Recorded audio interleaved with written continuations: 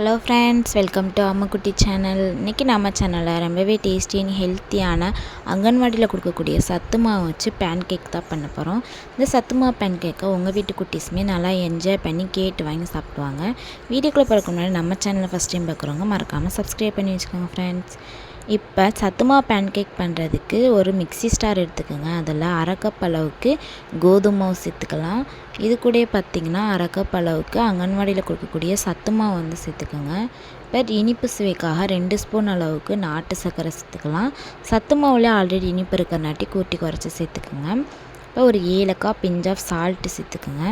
இது கூட பார்த்திங்கன்னா காய்ச்சி ஆற வச்ச பால் 1 கப் அளவுக்கு சேர்த்துட்டு இதை வந்து நல்லா ஃபைன் பேஸ்ட்டாக கட்டி எதுவுமே இல்லாமல் இந்த மாதிரி அரைச்சி எடுத்துக்கோங்க. இப்போ இதை அப்படியே வந்து ஒரு பவுலுக்கு மாற்றிக்கலாம். ஒரு பவுலுக்கு மாற்றிட்டு நல்லா வந்து மிக்ஸ் பண்ணி விட்டுக்குங்க. அப்போ தான் பபிள்ஸ் ஏதாவது இருந்தாலும் ஏர் பபிள்ஸ் எல்லாமே ரிமூவ் ஆகும். இப்போ ஒரு தோசை தவா வச்சுட்டு அதில் 1 ஸ்பூன் அளவுக்கு நெய் சேர்த்துட்டு எல்லா சைடு பர அளவுக்கு நல்லா ஸ்ப்ரெட் பண்ணி விட்டுக்கோங்க. இப்போ நம்ம ஆல்ரெடி மிக்ஸ் பண்ணி வச்சுருக்கிற மாவை சின்ன சின்ன பேன் கேக்காக ஊற்றிக்கலாம்.